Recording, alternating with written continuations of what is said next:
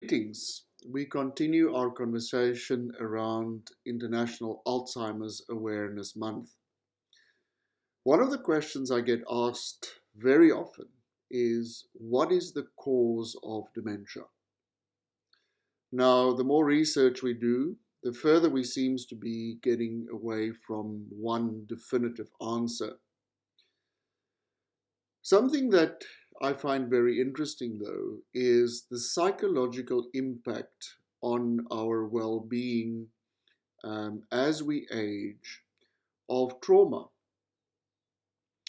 And that can be trauma of very different kinds. I often deal with people who never really had the opportunity to process trauma.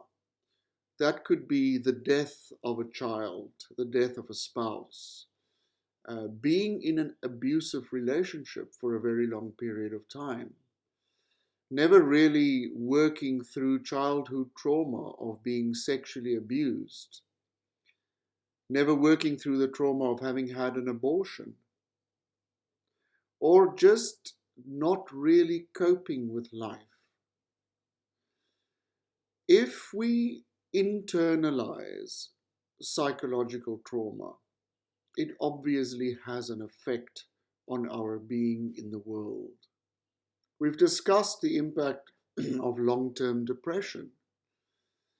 And to put it in very simple terms, when people start turning inward more and more, shutting off, not socializing, they will deteriorate. They will physically deteriorate, but they will also mentally deteriorate. We saw this during lockdown. A lot of people who live alone, who were not in a healthy social circle, developed serious depression. We saw that the suicide rate has increased dramatically.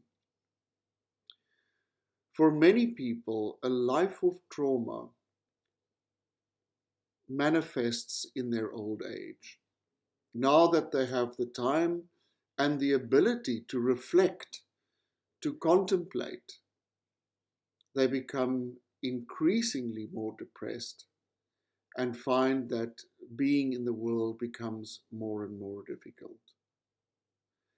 Now we will see what we discussed yesterday, the so-called symptoms of dementia. People will become more and more forgetful. They will simply lose interest in life. And quite often this will manifest in cognitive impairment. So, is it cognitive impairment that causes dementia? Or is it psychological trauma that causes cognitive impairment? It is very, very simple that if we do not use it, we lose it.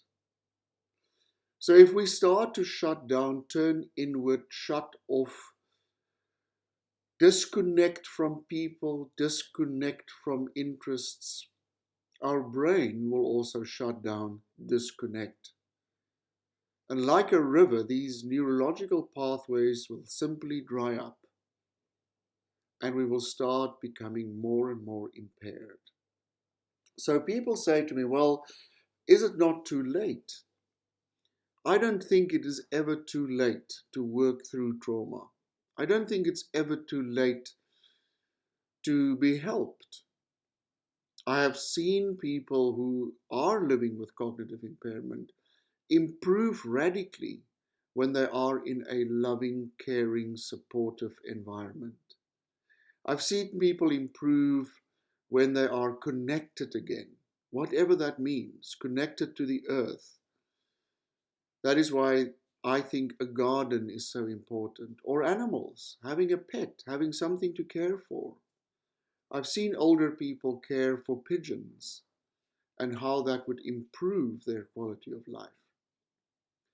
So no, it is never too late.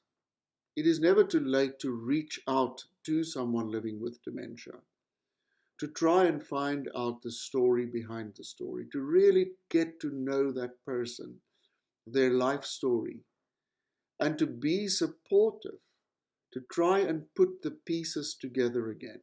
That is our role. When we truly believe in relationship-directed support, it is our role to reconnect, to put the pieces of the puzzle together, to help to create a full life for people living with dementia. I really honestly believe that it is never too late to create a life worth living.